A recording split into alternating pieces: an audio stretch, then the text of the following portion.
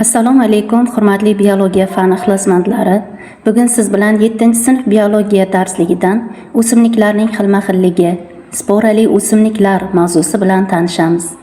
O'simliklar ko'p hujayrali, eukariot organizmlar hisoblanib, ular fotosintez qilish xususiyatiga ega. Shuning uchun biz ularni avtotrof organizmlar deb ataymiz. Ba'zi o'simliklar fotosintez qilish xususiyatiga ega bo'lmaganligi uchun boshqa o'simliklarda parazitlik qilib hayot kechiradi. Bunday o'simliklarga zarpechak, shumg'iya, rafleziya kabi o'simliklarni misol qilib keltirishimiz mumkin. Ba'zi o'simliklar suv muhitida o'sishga moslashgan. Masalan, elodiya, suv nelufari suvda yashashga moslashgan organizmlardir. O'simliklarning tashqi muhitga har xil shaklda moslanishi hayotiy shakl deyiladi. Hayotiy shakliga ko'ra o'simliklarni daraxt, buta, yarim buta va o't o'simliklarga bo'lib o'rganiladi. Daraxtlar baland bo'yli, bitta yog'ochlashgan yo'g'on tanali ko'p yillik o'simlik. Buta bo'yi 2-3 metrdan oshmaydigan, bir nechta yog'ochlashgan poya hosil qiladigan ko'p yillik o'simliklardir. Yarim butalar poyasining pastki qismi yog'ochlashgan, yuqoriga yashil qismini qishda sovuq urib ketadigan ko'p yillik o'simliklar. O'tlar yashil yer ustki novdasi har yili sovuqda nobud bo'ladigan o'simlik hisoblanadi. O'tlar 3 guruhga ajratiladi: ko'p yillik o'tlar, 2 yillik o'tlar va 1 yillik o'tlar. Ko'p yillik o'tlar yer ustki qismini qishda sovuq urib ketadigan, o'sish kurtaklari tuproq ostida qishlaydigan o'simliklardir. Ularga qulupnay, qo'quvut, sebarga, ajriq, yalpiz, andis, iloq va boshqa o'simliklarni misol qilib keltirsak bo'ladi. 2 yillik o'tlar birinchi yili urug'dan ko'karib chiqib, vegetativ organlar hosil qiladi. Ildiz va barglarida oziq modda to'playdigan o'simliklar hisoblanadi. Ularga karam, sabzi, lavlagi, sholg'om, sigir quyruq kabi o'simliklarni misol qilib olishimiz mumkin. 1 yillik o'tlar 1 yilning ichida urug'dan unib chiqadi, o'sib, gullab, meva hosil qilib, o'z hayotini tugatadi. Bunday o'simliklarga makkajo'xori, bug'doy, g'o'za, arpa, yeryong'oq, mosh, no'xat va boshqa o'simliklarni misol qilib olishimiz mumkin. O'simliklar dunyosi 2 guruhga ajratiladi: sporali o'simliklar va urug'li o'simliklar.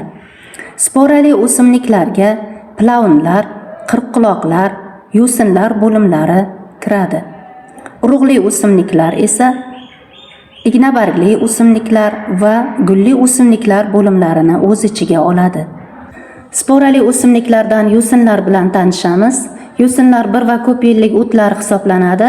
Ko'pchiligi poya bargli ildiz sistemasi va o'tkazuvchi to'qimasi rivojlanmagan o'simliklardir. O'rta Osiyo tekisliklarida o'sadigan funariya yo'sini poya bargli yo'sinlar qatoriga kiradi. Funariya yo'sini 1-3 sm keladigan bir uyli o'simlik. Poyada barglari ketma-ket o'rnashgan. Barglari bir qavat hujayrali. Rizoidlar yordamida tuproqqa birikib turadi. Endi sporali o'simliklardan qirqquloqlar bilan tanishamiz. Qirqquloqlar yo'sinlardan farq qilib, ildiz sistemasi va o'tkazuvchi to'qimalari rivojlangan. Bu bo'limga qirqquloqlar va qirqbog'imlarni kiritamiz. Zuhrasoch qirqqulog'i ildiz poyali, yirik va qirqilgan barglarga ega bo'lgan yashil poya bargli o'simlik hisoblanadi. Sporali o'simliklarning yana biri qirqbog'imlar hisoblanadi. O'zbekistonda qirqbog'imlarning 2 ta turi, sershoh qirqbog'im va dala qirqbog'imlari uchraydi. Dala qirqbog'imi ildiz poyali ko'p yillik o't. Bo'g'imlardan halqa shaklida yon novdalar o'sib chiqadi. Barglari mayda, reduksiyaga uchragan. Poyaning bo'g'imlarida halqa hosil qilib o'rnashadi. Qirqbog'imlar qimmatli dorivor o'simliklar hisoblanib, ularning poyasidan qaynatma, damlama tayyorlanib, siydik haydovchi dori sifatida ishlatiladi. Yo'sinlar, qirqquloqlar, qirqbog'imlar jinsiy va jinsiz bo'g'inlarning gallanishi orqali ko'payadi. Yo'sinlardan farq qilib, qirqbog'im va qirqquloqlarda ildiz poya orqali vegetativ ko'payish usuli ham mavjud. Sporali o'simliklarning sistematikadagi o'rni bilan tanishib o'tamiz. Masalan, namsevar funariya, funariya turkumi, funariya doshlar oilasi, funariyalar tartibi poyabargli o'simliklar sinfi yusin toifa bo'limiga mansub. O'rmon qirqquloqi, qirqquloqlar turkumi, qirqquloqdoshlar oilasi, qirqquloqlar tartibi, qirqquloqsimonlar sinfi, qirqquloq toifa bo'limiga mansub. Bugun siz bilan o'simliklarning xilma-xilligi, sporali o'simliklar mavzusi bilan tanishdik. E'tiboringiz uchun rahmat.